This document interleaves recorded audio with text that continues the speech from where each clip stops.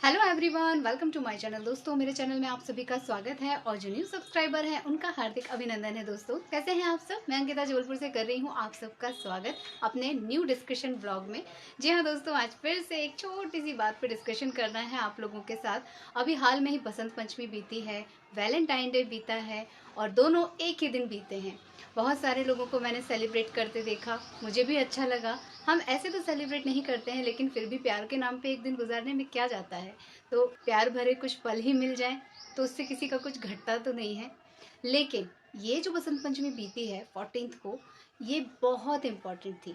ये हमारे Indian culture के हिसाब से भी प्यार का दिवस था और वेस्टर्न कल्चर के हिसाब से तो वैलेंटाइन डे था ही था। साथ में माँ सरस्वती का जो है पूजन, बहुत सारी चीज़ें। इंडियन कल्चर के हिसाब से ये प्रेम दिवस कैसे हुआ, आप लोगों के मन में भी ये सवाल आ रहा होगा ना। एक्चुअली उसी दिन से फाल्गुन शुरू हुआ है और जो जिस भी दिन से फाल्गुन शुरू होता है ना, उस दिन से मानते हैं कि प्रेम शुरू होता है हमारे भारतीय धर्म में, भारतीय कल्चर में। मथुरा वृंदावन में तो उसी दिन से होली मनाना शुरू हो जाता है। तरह तरह के होलियां मनाई जाती हैं, कलर से, लठमार, फूलों से। तरह तरह की होली जो है इसी दिन से शुरू हो जाती है, बाकायदे होली आने तक। जब हमारी होली मनेगी उस तब तक तो जाने कितने तरह की, कितने टाइप्स की होली मन चुकी होगी। तो ये एक एक दिन, एक एक क्षण जो है ये प्यार में बीतता है मथुरा वृंदावन में। और जो कृष्ण भगवान है वो तो हमारे भाई प्रेम के देवता है ना, राधा रानी और भगवान कृष्ण। तो इसी दृष्टि से ये जो है 14 फरवरी जो बीती है वो हर तरह से बहुत अच्छा मुहूर्त था, बहुत अच्छी तिथि थी। और वेस्टर्न कल्चर के हिसाब से भी प्रेम दिवस था, इंडियन कल्चर के हिसाब से भी प्रेम दिवस था। और इस दिन मानते हैं कि जिस दिन से फाल्गुन शुरू होता है उस दिन से हमारे जो इंडियन लॉर्ड हैं कामदेव और रति, वो धरती पे विचरण करने आते हैं और अपना प्यार बरसा के जाते हैं। तो बहुत सारे रीज़न थे ये दिन खास होने के। मुझे जितना मालूम था मैंने आप लोगों के साथ शेयर किया। अब आप में से कुछ लोग कहेंगे दीदी पहले क्यों नहीं शेयर किया था?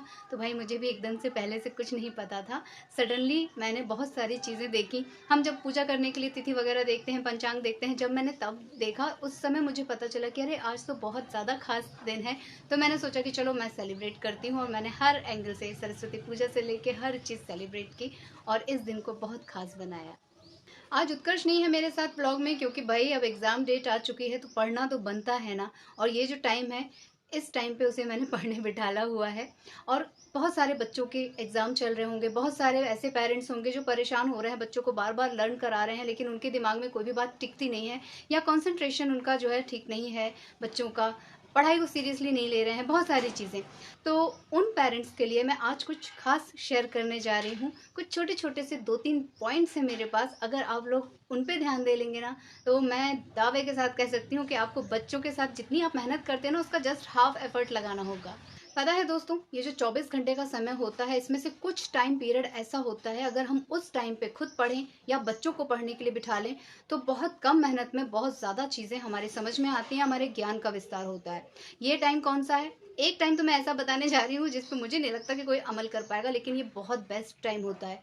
सुबह 3 से लेके 6 बजे तक का टाइम। इस टाइम में सूर्य जो है उत्तर पूर्व में होता है। इस टाइम पे सबसे ज़्यादा अध्ययन, मनन, चिंतन करने के लिए माना जाता है कि बेस्ट है। सूर्य का सीधा संबंध हमारे मस्तिष्क से होता है दोस्तों। अगर वो सही दिशा में है, सही स्थिति में है तो हमें बहुत जल्दी हमारा कंसंट्रेशन लेवल बूस्ट होता है और एकाग्र मन होता है और हम अच्छे से पढ़ाई करते हैं। यहाँ तक कि एक बार में जो चीज़ हम पढ़ लेते हैं वो हमें हमेशा के लिए याद हो जाती है। इतना तेज दिमाग होता है इस टाइम पे हमारा। लेकिन 3 से 6, कई बच्चे तो 6 से 7 बजे ही उठते हैं। मैं खुद जो है 5 बजे सो के उठती हूँ। तो डेफिनेटली कहाँ से इतनी जल्दी पढ़ाई हो। और मॉर्निंग के स्कूल वाले बच्चों के लिए तो ये पॉसिबल ही नहीं है, वो तैयार होंगे, स्कूल जाएंगे या पढ़ने बैठेंगे। तो ये टाइम सिर्फ गर्मियों में अगर आप फॉलो कर सके तो ज़रूर कीजिएगा। दूसरा टाइम जो है वो भी बता देती हूँ, शाम का 3 से 5 बजे का टाइम। इस टाइम में सूर्य जो है दक्षिण पश्चिम में होता है। ये टाइम भी पढ़ाई के लिए बहुत अच्छा माना गया है। इस समय माइंड खुला होता है। खुले माइंड और स्थिर माइंड में जब भी आप कभी कुछ पढ़ेंगे या अध्ययन करेंगे, चिंतन करेंगे, वो बहुत जल्दी आपको याद होगा, आपको लर्न होगा। कम मेहनत में ज़्यादा का प्रॉफिट होगा। तो ये 2 ऐसे टाइम हैं जो जितने भी विद्यार्थी हैं उनके लिए, और जितने लोग कुछ एक्सपेरिमेंट करते हैं, बहुत सारे ऐसे लोग हैं जो एक्सपेरिमेंट करते हैं, कुछ-कुछ नई चीज़ें बनाते हैं, उन सब के लिए भी ये दोनों टाइम बहुत ज़्यादा महत्वपूर्ण है। इस टाइम में अगर आप कुछ भी करते हैं तो आपको सक्सेस मिलनी ही मिलनी है। लेकिन जो बच्चे रात के समय पढ़ाई करते हैं, उनको रात के समय पढ़ाई करना अवॉइड करना चाहिए। कई लोग रात रात भर जाग के पढ़ाई करते हैं, उन लोगों के लिए तो मैं यही कहूँगी कि भाई इस टाइम पे पढ़ाई कर सको तो कर लो, रात के टाइम निश्चिंत होकर सो, क्योंकि नींद भी बहुत ज़रूरी है माइंड को स्थिर रखने के लिए और अपनी सेहत को अच्छा बनाए रखने के लिए। एक और छोटा-सा पॉइंट उन मम्मियों के लिए बताती हूँ जो बहुत मेहनत करती हैं अपने बच्चों के साथ, चाहती हैं कि बच्चा सीधा होके बैठ के उनकी बात सुने, पढ़े, समझे, लेकिन बच्चे उस टाइम पे कहीं पेंसिल लेके लगे हैं, कहीं कहीं ध्यान लगा है, कौन आ रहा है, कौन जा रहा है, उसमें ध्यान लगा है, कंसंट्रेशन उनका तब भी नहीं हो पाता है। उनके लिए एक छोटी-सी टिप्स है कि जब बच्चे आपके सो जाते हैं, तो उनके पैरों के तलुए में थोड़ा-सा सरसों के तेल में आप सेंधा नमक मिला लीजिए और कुछ बूंद लेके 7-8 बूंद लेके अपने हाथ पे उनके पैरों पे, दोनों पंजों पे, पैरों के मसाज कीजिए तलुओं पे। उससे उनके जो पॉइंट्स होते हैं ना, एक्यूप्रेशर पॉइंट्स, वो भी डेवलप होते हैं, प्लस उनके अंदर की जो अस्थिरता है वो स्थिरता में बदल जाती है।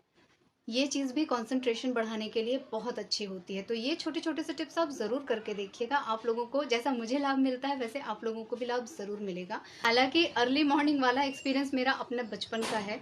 हम तीनों भाई-बहनों को हमारे पापा जी जो हैं वो 3 साढ़े 3 बजे एकदम उठा के बिठाल देते थे। और वाक़ई में उस टाइम पे उन्होंने जो लर्न कराया है हमें, गीता पाठ या जितने भी मंत्र, वो सब आज तक हम लोगों को कंठस्थ हैं, आज तक। आप कोई भी अध्याय पूछ लीजिए, कहीं कहीं का भी श्लोक बता दीजिए, उसके आगे का हम आराम से बता लेंगे। तो ये सारे प्रॉफिट्स तो मैंने खुद भी देखे हैं, लेकिन अपनी खुद की निजी ज़िंदगी में मैं इसे फॉलो उतना नहीं कर पाती हूँ, लेकिन दोपहर वाला टाइम तो मैं ज़रूर से करती हूँ। मैं 3 नहीं तो साढ़े 3 नहीं तो 4 से 5 पढ़ने ज़रूर बिठालती हूँ बच्चे को। और रिजल्ट जो आता है वो तो मैं अपने ब्लॉग में आप लोगों के साथ शेयर करती ही हूँ दोस्तों। हमेशा कभी कुछ नहीं छुपाती, फर्स्ट आए, सेकंड आए, थर्ड आए, कुछ ना भी आए तो भी मैं आप लोगों के साथ ज़रूर से शेयर करती हूँ। लेकिन कहीं न कहीं मन में ये तो अभिलाषा रहती है ना कि बच्चा इस उम्र में जो भी पढ़ रहा है वो एटलीस्ट उसको उसको पूरी तरह से लर्न हो। मार्क्स डज़न्ट मैटर है, एग्ज़ाम का रिज़ल्ट डज़न्ट मैटर है, लेकिन वो जो पढ़ रहा है वो पूरी तरह से उसमें पक्का हो जाए, परिपक्व हो जाए, बस मैं इतना ही चाहती हूँ। और मुझे लगता है कि सारी मम्मियाँ, सारे पेरेंट्स यही चाहते हैं बच्चों से। मुझे लगता है कि वीडियो लंबा हो जाएगा तो मैं इसे एंड कर लूँ। और जो भी कुछ छोटी-मोटी, बड़ी जो भी कुछ नॉलेज है, कहीं से भी मुझे कुछ पता चलता है, मैंने अपने जीवन में कभी कुछ किया है और कर रही हूँ, तो मुझे लगता है कि मुझे आप लोगों के साथ शेयर करते रहना चाहिए। अगर वो किसी के काम आ जाए, किसी पेरेंट के काम आ जाए, और आप लोग भी प्लीज़ अपनी चीज़ें मुझसे शेयर ज़रूर कीजिएगा, कमेंट ज़रूर करते रहिएगा। बहुत कुछ आप लोगों से सीखने को मिलता है, बहुत कुछ जानने को मिलता है। ये ज़रूरी नहीं है ना कि जितना मैं जानती हूँ बस उतना ही इनफ है। मुझे और जानना है, मुझे और सीखना है। बस यही सोच के मैं आप लोगों के साथ चीज़ों को शेयर करती हूँ। तो आज की वीडियो को यहीं कर ले रही हूँ एंड आप लोगों से ले लेती हूँ विदा। मिलूँगी अपने नेक्स्ट वीडियो में, लेकिन जाने से पहले आप लोगों से रिक्वेस्ट करूँगी कि आप में से जो लोग नए हैं प्लीज़ मेरे चैनल को सब्सक्राइब कीजिएगा, वीडियोज़ को लाइक कीजिएगा और अपनी फैमिली और फ्रेंड्स के साथ उसे शेयर कीजिएगा दोस्तों, और इसी तरह अपना प्यार और आशीर्वाद बनाए रखिएगा। मिलूँगी नेक्स्ट वीडियो में, तब तक के लिए take care, tata, bye bye.